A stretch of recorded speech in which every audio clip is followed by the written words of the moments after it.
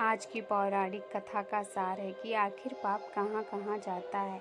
इसी संदर्भ में एक बार एक ऋषि ने सोचा कि लोग पाप धोने के लिए सभी लोग गंगा जाते हैं, ऐसे में सारे पाप गंगा में ही समा जाते हैं।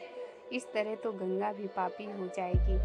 उस ऋषि ने यह जानने के लिए आखिर पाप कहाँ है तपस्या की। तपस्या करने के फलस्वरूप देवगण प्रकट हुए। तब ऋषि ने उनसे पूछा कि गंगा में जो पाप धोया जाता है वह कहाँ जाता है।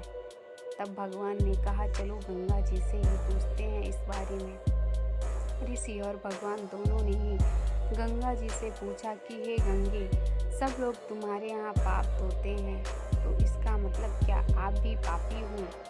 तब गंगा ने कहा कि मैं कैसे पापी हो गई, मैं तो सभी के पाप लेकर समुद्र को अर्पित कर देती हूँ। इसके बाद ऋषि और भगवान समुद्र के पास गए और उनसे पूछा कि हे सागर, गंगा सभी पाप आपको अर्पित कर देती है, तो क्या आप पापी हो गए?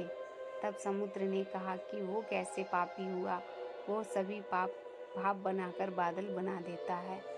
अब ऋषि और भगवान दोनों ही बादल के पास गए, उनसे पूछा कि हे बादल, समुद्र पापों को भाप बनाकर बादल बना देते हैं, तो क्या आप पापी हुए? बादलों ने कहा, मैं कैसे पापी हुआ, मैं तो सभी पाप को वापस पानी बना देता हूँ और धरती पर गिरा देता हूँ। इससे ही अन्न उपजता है, इसे ही मानव खाता है। उस अन्न में जो अन्न जिस मानसिक स्थिति में उगाया जाता है और जिस वृत्ति से प्राप्त किया जाता है और जिस मानसिक अवस्था में खाया जाता है, उसी के आधार पर मानव की मानसिकता बनती है।